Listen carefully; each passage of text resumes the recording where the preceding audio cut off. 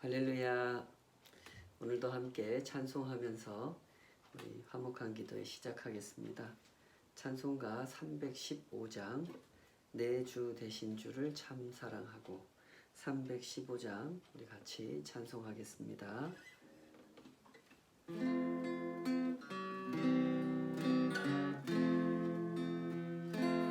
내 주 되신 주를 참 사랑하고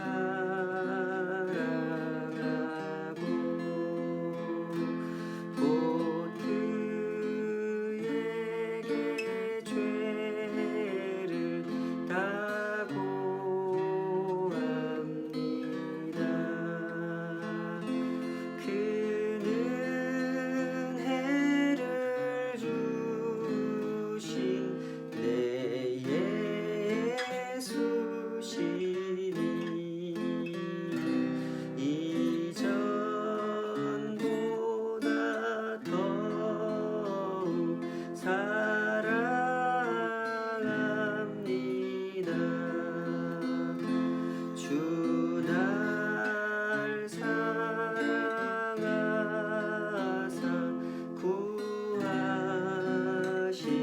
구하시려고 저 십자가 고난 당하셨도다. 그 가시관 쓰신 내 주 배우니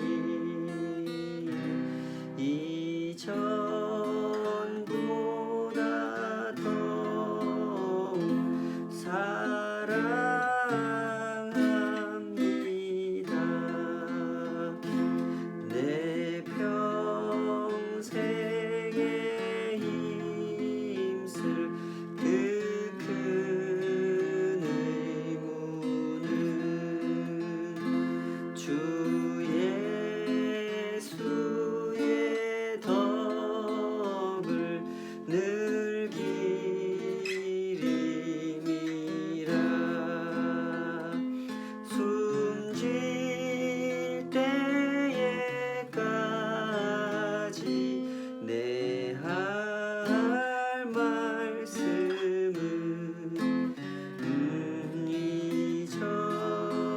이전보다 더욱 사랑합니다. 그 영광의 나라 나 들어가서 그 풍성한 은혜 늘 감사리. 금멸 유관 쓰고 나 찬송할 만을 이전보다 더욱 사랑합니다.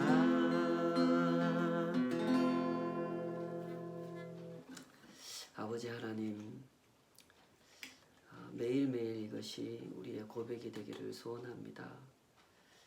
저희들의 생각하는 바, 저희들이 추진해 가는 바 모든 것들이 하나님을 향한 그 사랑에서 출발하고 과정이 그렇게 이루어지고 또한 그렇게 결과되어지기를 바랍니다.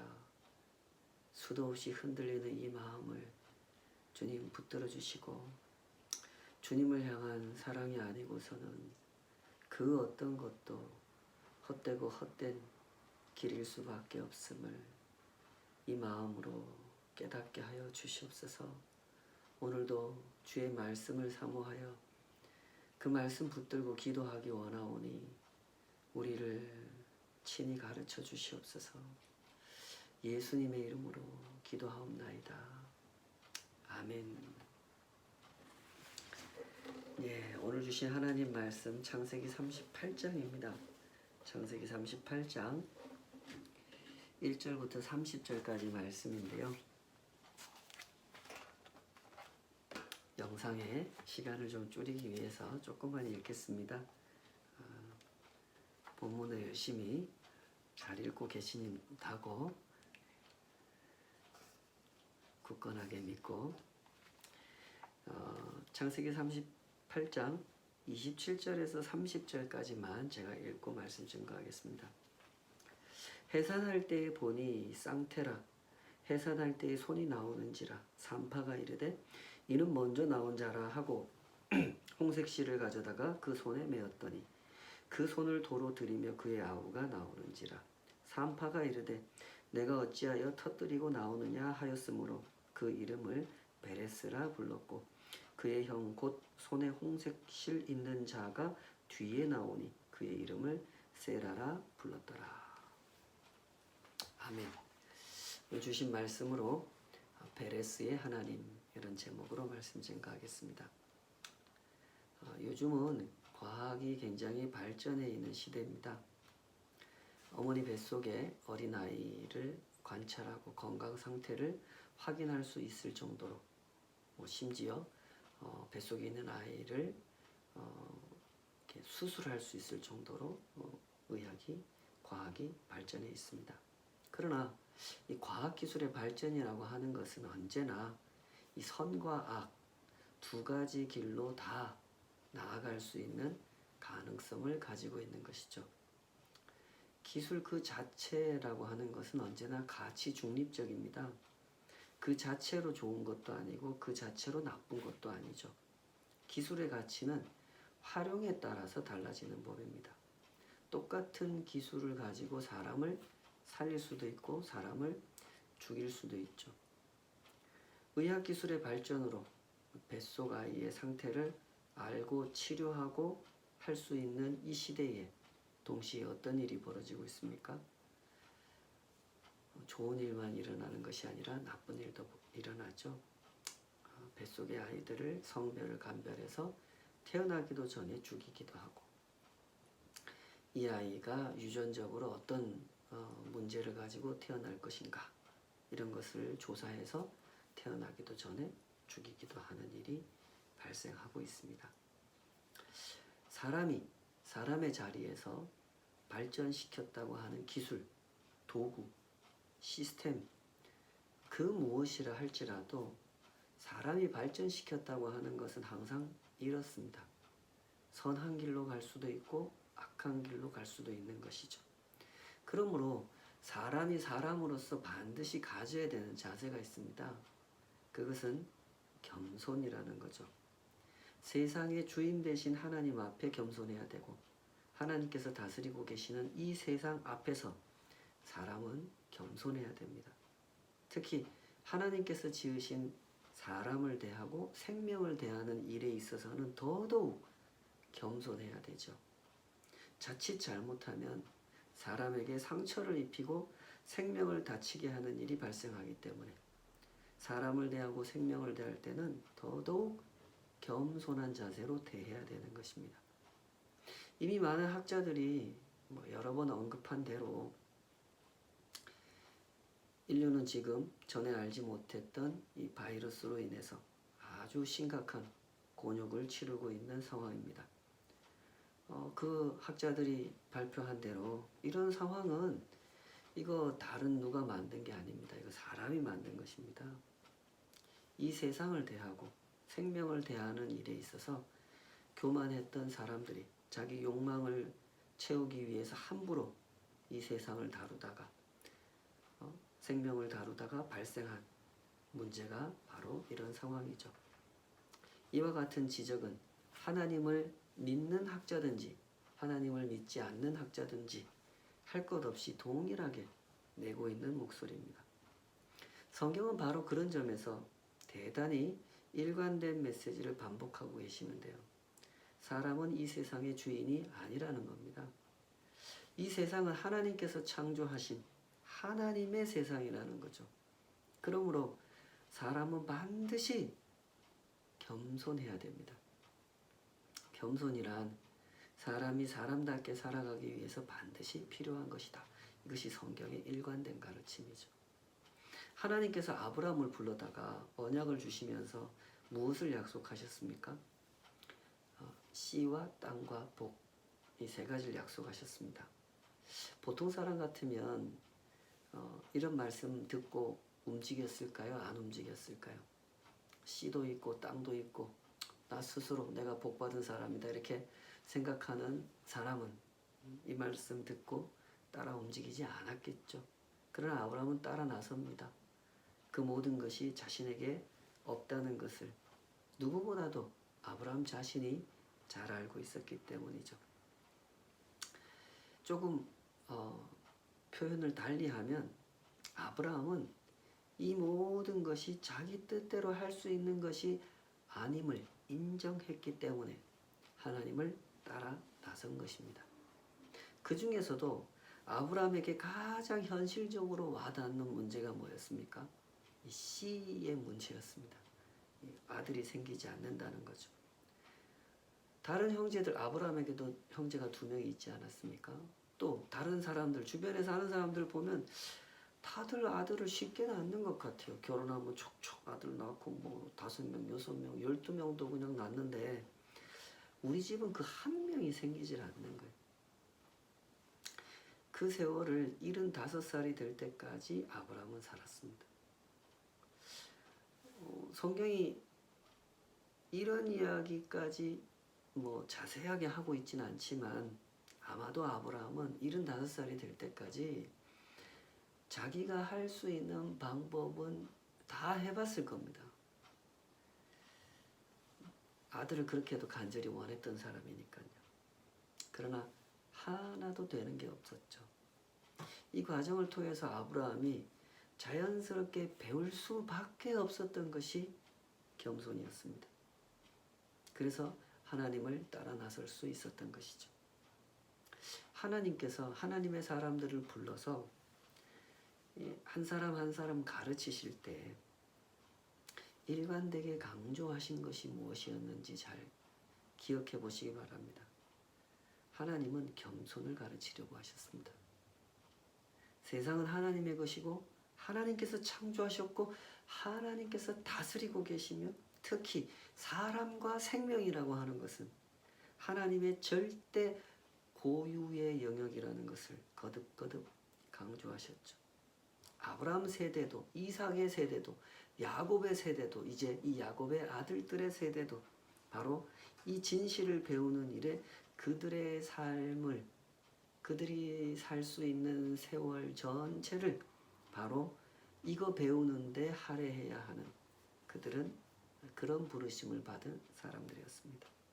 그러나 지금 이 야곱의 아들들의 세대에 와서 아주 심각한 위기를 맞이하고 있습니다.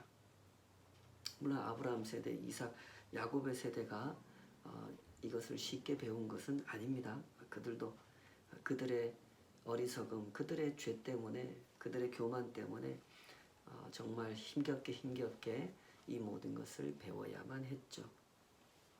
그러나 지금 이 야곱의 아들들의 세대에 와서는 이전 세대보다도 훨씬 더 어렵게 이 과정을 지나가는 것 같습니다.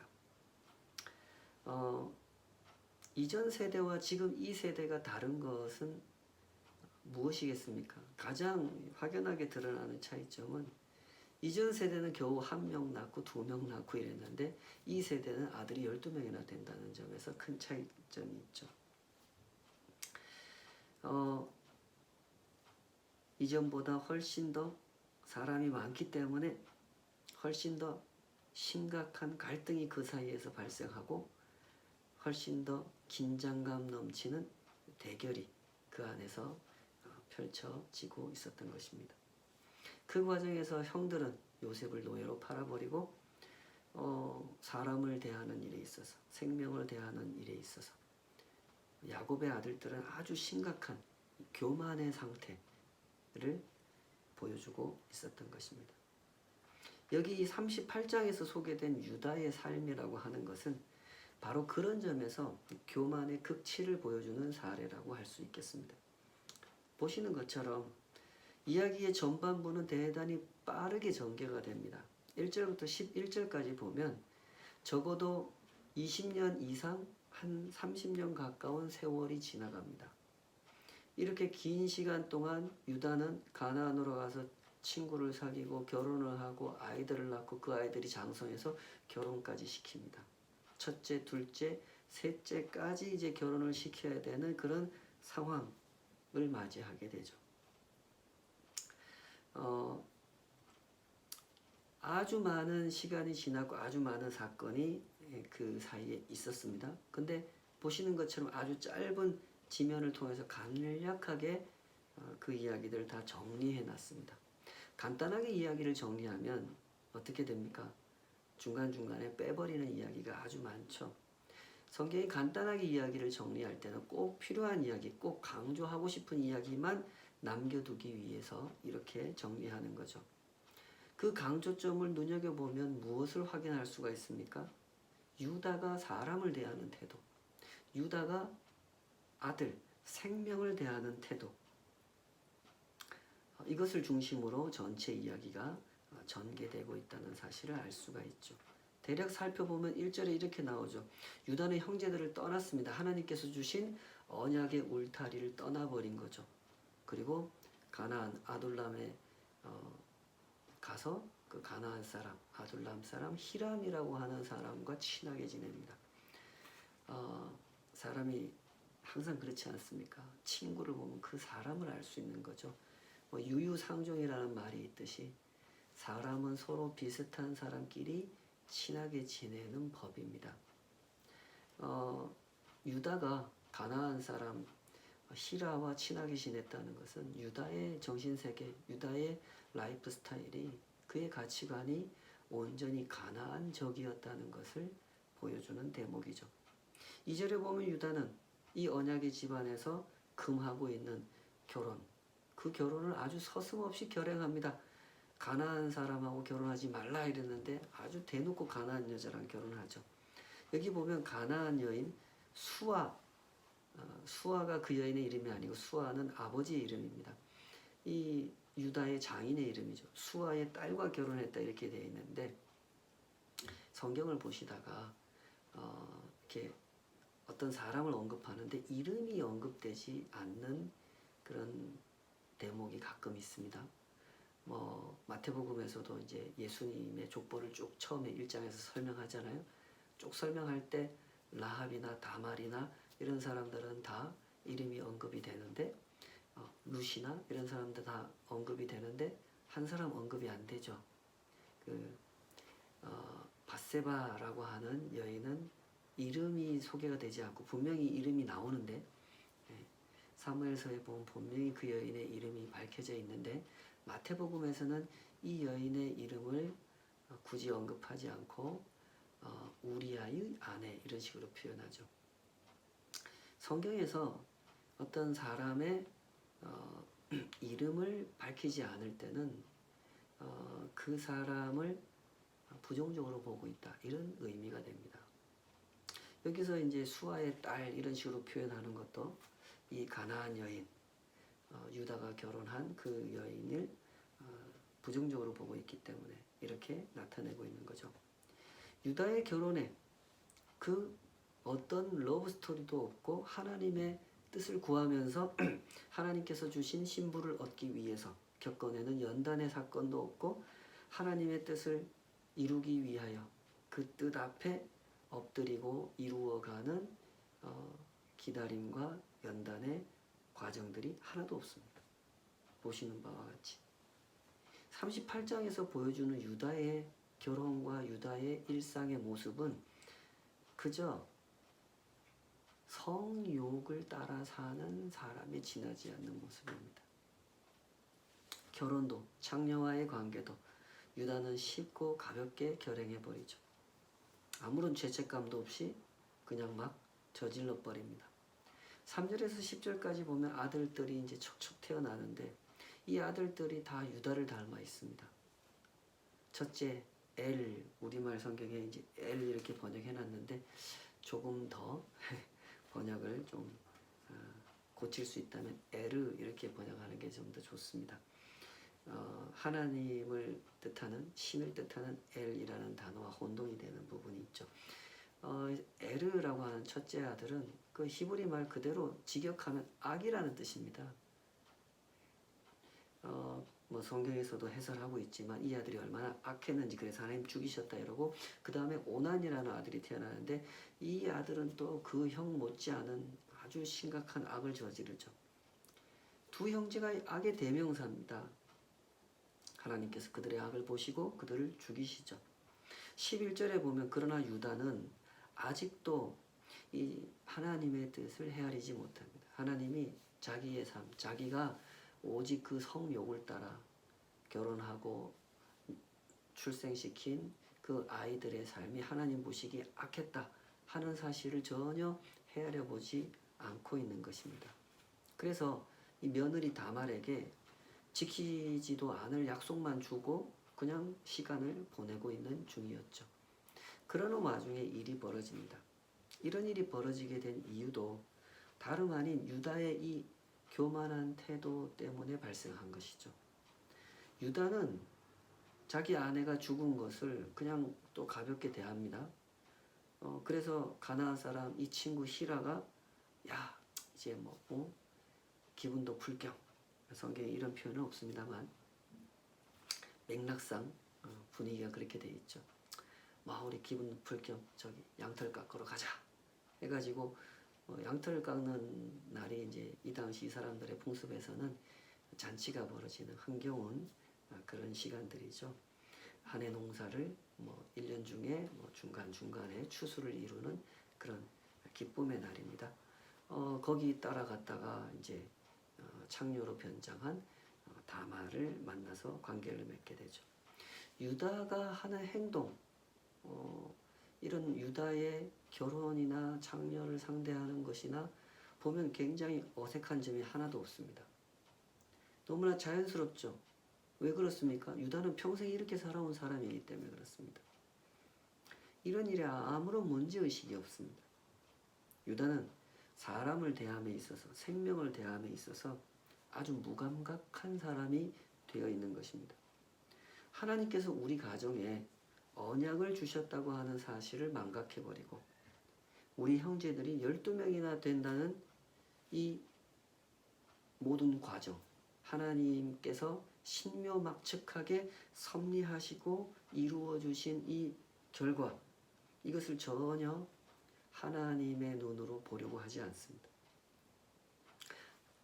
아브라함 할아버지가 100세에 이삭 할아버지를 낳고 이삭 할아버지가 60세에 우리 큰아버지 에서를 낳고 우리 아버지 야곱을 낳게 하신 그 섭리, 그리고 그 뒤에 아내가 4명이나 생기게 되고 그 수라에서 12명의 형제가 태어난 이 하나님의 섭리를 유다는 전혀 하나님의 섭리 안에서 바라보고 있지 않는 것이죠.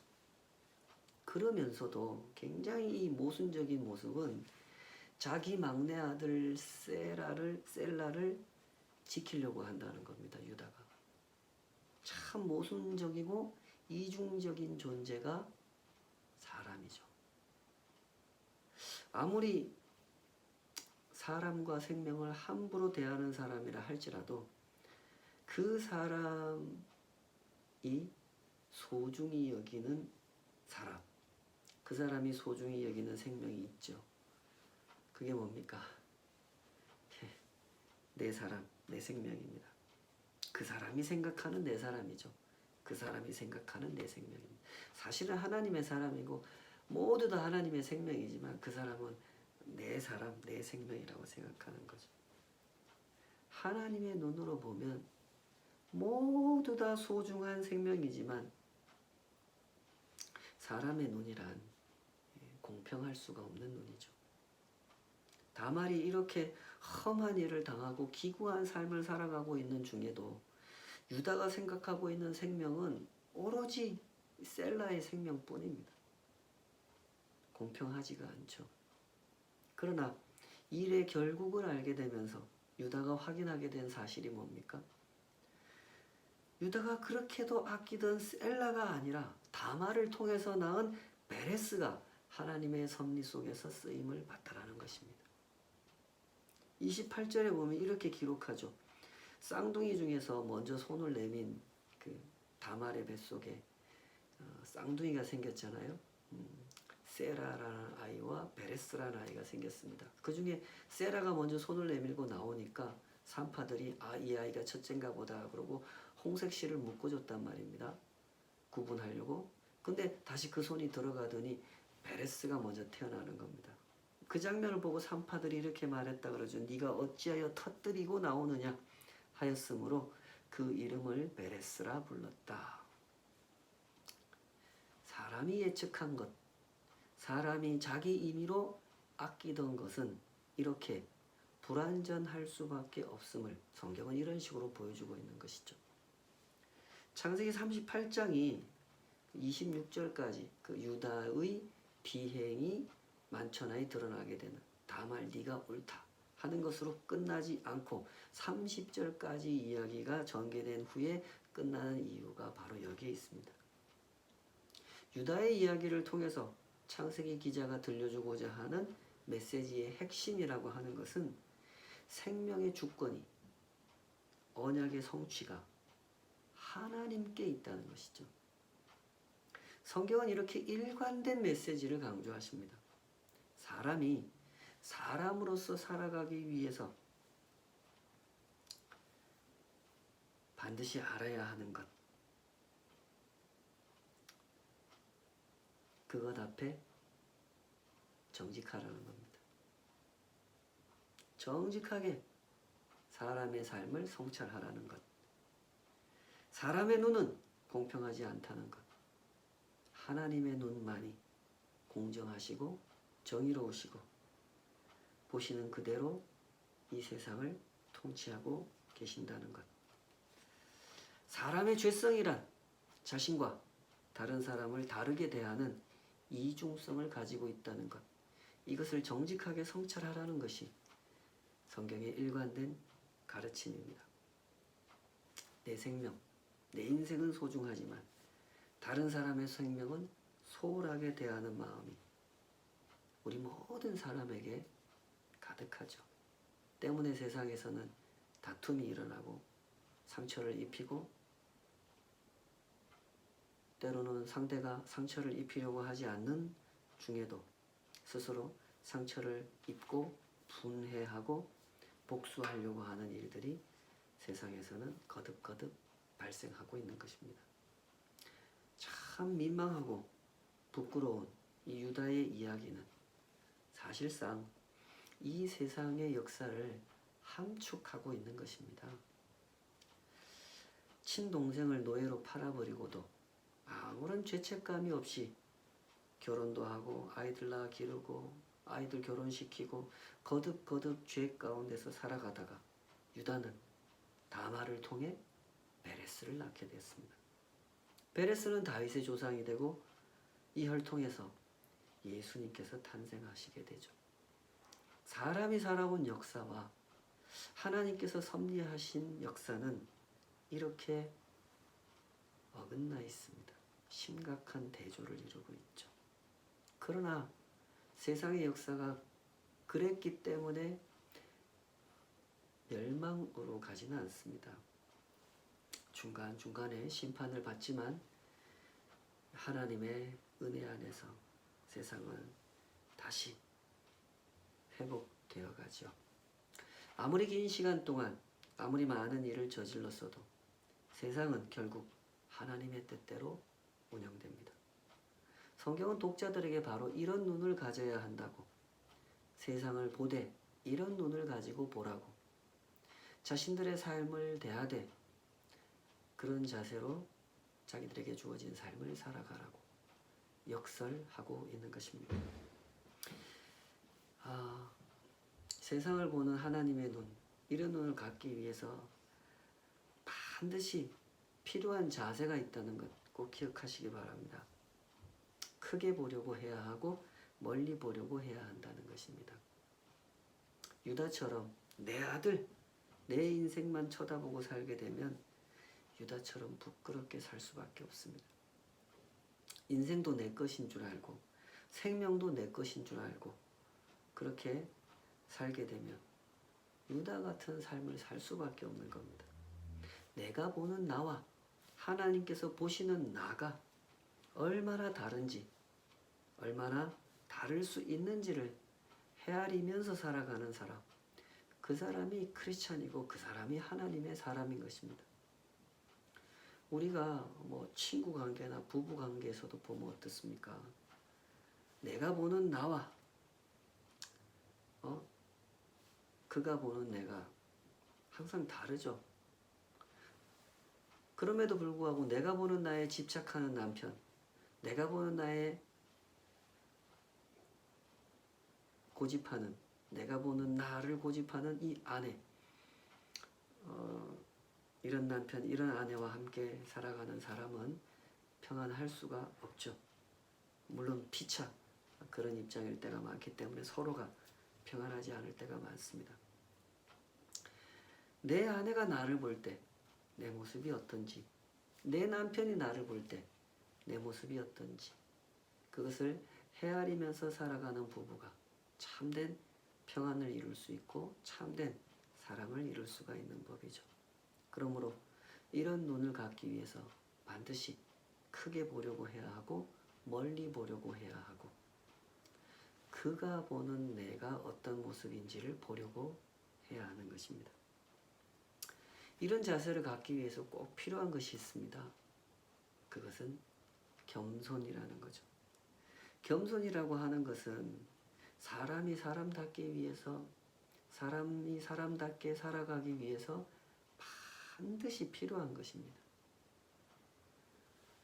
사람들은 대체로 겸손을 소중하게 생각하지 않죠. 오히려 내가 좀 교만해지더라도 잘난 사람이 되고 싶어 합니다. 그러나 성경이 일관되게 강조하시는 것은 겸손을 사모하라는 것이죠. 차라리 좀 못난 사람이 되더라도 겸손한 사람 되라는 겁니다. 거듭 성경이 가르치는 것은 하나님께서 교만한 사람을 대적하신다는 거죠. 때문에 사람이 사람답게 살아가기 위하여 사람을 소중히 여기고 생명을 소중히 여기면서 사람과 사람 사이에서 역사하시는 하나님의 섭리에 자기 삶을 의탁하고 살아가기 위해서 꼭 필요한 것은 겸손인 것입니다. 하나님은 교만한 자를 대적하시고 겸손한 자에게 은혜를 베풀어 주신다고 하셨죠. 예수님께서 뭐라고 하셨습니까? 심령이 가난한 자가 복이 있고 천국은, 하나님의 나라는 그 사람들의 것이다. 그렇게 말씀하셨죠. 사람들은 대체로 이 심령이 가난한 자, 겸손한 자 되어 살아가는 것을 원하지 않지만 성경은 이렇게 그 겸손을 사모하라고 그러고 심령이 가난한 자 되어 살아가라고 권면하십니다. 이 말씀 속에는 아주 대단한 역설이 숨겨져 있는데요. 심령이 가난한 자가 복이 있다. 천국은 그 사람들의 것이다. 이 말씀 속에 대단한 역설이 숨겨져 있어요. 내가 하나님 앞에 아무것도 아니라는 존재를 아는 사람만이 내가 하나님께 얼마나 엄청난 사랑을 받았는지를 알게 된다. 이런 메시지가 담겨 있는 것이죠. 이것이 바로 십자가가 역사라는 메시지요. 성경이 구구절절 반복하시는 메시지죠. 부디 자기 영혼을 향해서 이렇게 한번 물어보시기 바랍니다. 내 영혼이여 대답하라. 돈이 귀한가? 겸손이 귀한가? 5천만 원을 내고 겸손을 살 수 있다면 당신은 기꺼이 그 5천만 원을 내겠는가? 하고 물어보십시오. 오해하는 분이 없으시리라 믿습니다. 5천만 원씩 교회 가지고 오라는 뜻이 절대 아닙니다. 겸손의 가치를 알고 있는지, 인정하고 있는지, 사모하고 있는지 그것을 확인해 보라는 것이죠. 잊지 마십시오. 이 세상도 내 인생도 그 어떤 생명도 사람의 것이 아닙니다. 하나님께서 허락하시지 않으면 참새 한 마리도 땅에 떨어지지 않는다. 예수님께서 그렇게 말씀하셨죠. 이 모든 것은 하나님의 것입니다. 하나님께서 창조하시고 하나님께서 섭리하시고 하나님께서 다스리십니다. 다 헤아릴 수도 없는 그 높고 깊으신 하나님의 섭리 앞에서 겸손하게 살아가도록 하십시다. 우리의 기도는 바로 그 겸손을 구하는 기도여야 할 것입니다. 우리 한국교회 안에 기도가 참 잘못 홍보된 면이 많죠. 교만을 추구하게끔 하는 기도, 이것이 참 안타깝게도 한국교회 안에 많이 퍼져 있습니다. 이것을 잘 분별하시기 바랍니다. 내가 원하는 것을 하나님 앞에 구하여 그것을 얻어내고 더 교만한 사람이 되어가는 것, 이것은 성경이 가르치는 신앙생활은 아닙니다. 기도가 무엇인지, 하나님의 뜻을 구한다는 것이 무엇인지, 그 과정에서 하나님의 사람들은 반드시 겸손을 구해야 할 것이고 겸손해져 가야 할 것입니다. 10년 후, 20년 후 그때를 한번 가만히 상상해 보십시오. 우리가 그 세월을 사는 동안 신앙생활을 하고 10년이 지나고 20년이 지나면 그때 무엇을 얻으면 10년을 신앙생활하고 20년을 신앙생활해서 내가 신앙생활하고 나서 이걸 가졌다 했을 때 무엇을 가지면 만족하시겠습니까? 내가 정말 신앙생활을 잘했구나 하고 확인할 수 있겠습니까? 겸손을 얻지 못했다면 아무리 대단한 것을 많이 얻었더라도 신앙생활하고 돈 많이 벌고 신앙생활하고 성공 많이 하고 신앙생활하고 많은 사람들한테 인정받고 그랬더라도 그 사람의 신앙생활에 겸손을 얻지 못했다면 그의 신앙생활은 하나님과 아무 상관없는 신앙생활일 수밖에 없는 것이죠. 부디 겸손을 얻고 겸손을 누리는 순례의 길을 걸어가시기를 축복합니다. 기도하십시다. 아버지 하나님, 참 작고 작은 인생입니다. 저희들의 자금을 망각하지 않도록 주님 저희들을 깨워주시옵소서. 그러나 그 자금 뒤에 숨어 비겁하게 살지 않도록 또한 붙들어 주시옵소서. 자금을 안다는 것, 인정한다는 것, 겸손을 얻고 그 겸손이 이끄는 대로 하나님께서 일하시는 세상 속에 하나님 하시는 일에 참여하여 살아간다는 것, 그것을 정직하게 배워가게 하여 주시옵소서. 겸손하지만 게으르지 않고 신실하게 섬기지만 교만해지지 않는 주님, 그 신비를 알아가게 하여 주시옵소서. 저희들의 악함과 어리석음을 아시오니 주여 하나하나 깎아주시고 씻어주시고 사람을 대함에 있어 생명을 대함에 있어 하나님께서 허락하신 인생이라는 시간을 살아감에 있어 언제나 겸손을 배워갈 수 있도록 우리를 붙잡아 주시옵소서. 예수님의 이름으로 기도하옵나이다. 아멘.